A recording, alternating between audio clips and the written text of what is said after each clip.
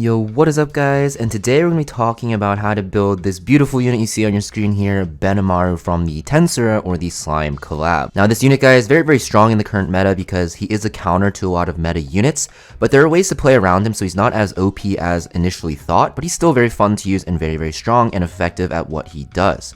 So the reason why he's so strong guys, just to go over very quickly, is because of his S2, his passive. You're going to see that he gets a skill called Multi-Layer Barrier, which will basically make him super strong and kind of go like Super Saiyan.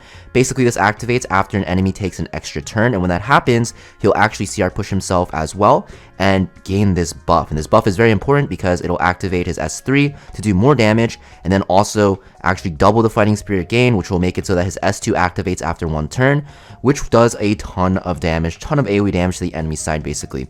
Also increases damage for his S1, and you're just going to see that his entire skill set synergizes with this multi-layer barrier. So it is very important that you actually pick him into team comps that have an extra turn so you can activate this multi-layer barrier very easily.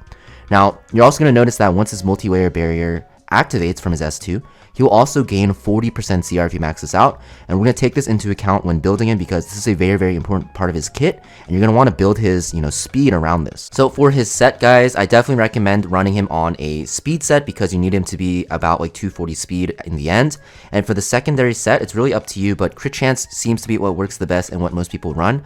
I know some people like to run penetration set as well, but the thing is that most of his damage is actually going to be coming from this S2 AoE. So penetration set, although very good, crit set works as well. Honestly, it's really up to you depending on what sets you have available. I think both are fine. Now for his stats guys, the first thing I recommend is getting his speed to about 240. Now the reason why you want your speed to be at 240 is because after 300 plus speed Lua or Conquerlius uses their main ability and they get an extra turn, you can actually push yourself to actually go right after Lua and Conquerlius, and also have multi-layer barrier up, which will make you immune to debuffs, so you can't actually get CC'd, and you can actually take your turn. Very important to actually be able to take your turn against those units.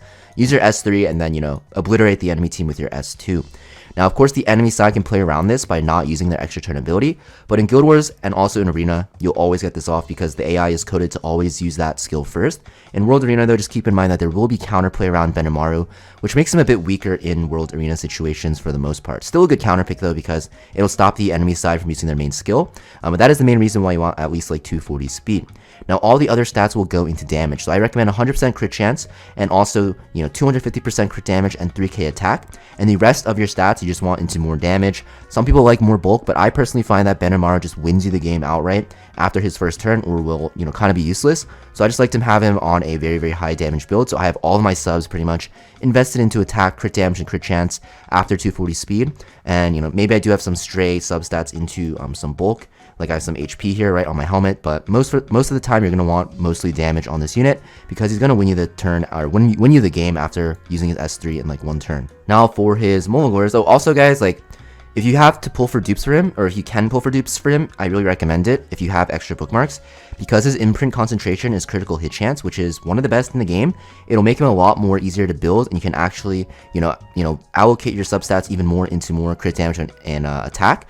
And if you get this to like max SSS, 17% crit chance is like insane, right? You can actually convert that into like 34% damage, or like 28% crit damage, I believe, which is going to be a massive increase to your damage. Like if my Benimaru was SSS tier, he would be at 300% crit damage, which is insane. Very great for how he wants to work. Also keep in mind, if you're pulling for dupes on his banner, you're also getting more of his artifact, which is a very good warrior artifact on a lot of units. So just by having more chances at this artifact is very nice as well. Now for Molagora guys, let's talk about that very quickly. Obviously, you're going to want to max out his S3 and his S2 because that's where the majority of his damage will come from, right? Usually on the first turn, once you have the multi-layer barrier, you'll S3, get to 100 fighting spirit, and then S2 in the fight is pretty much 1 at that point. You can also Molagora his S1, but this one's optional because usually the fight's over after his first turn. But this S1 also hits very hard as well, so it is up to you. Especially if you soul burn this does crazy amounts of damage when you have that multi-layer barrier running. Yeah, that's pretty much it for this video though guys. This is how you want to build your Benimaru. I know that other people might build him differently, but for from what I've seen, or what I have had the most success on, and seen from other players as well having success, I think that this is the best build that you should run on him, and you should definitely try considering running this on him as well. If you are in the lower ranks, obviously you can drop his speed a bit, because the lower rank you are, the enemies won't have faster units either. So you can drop his speed a little bit, but please aim for a lot of damage. It'll make him very, very strong. And also don't pick him blindly, like I said, guys. You want to pick him into units where they have an extra turn built in, so you can abuse his multi-layer barrier, because without the multi-layer barrier, guys, he's not that great. He's basically just a defense breaker with like a single target nuke on his S3. That being said, that's pretty much it for this video, though, guys. Really hope this helped you guys out, and I'll see you guys next time. Peace.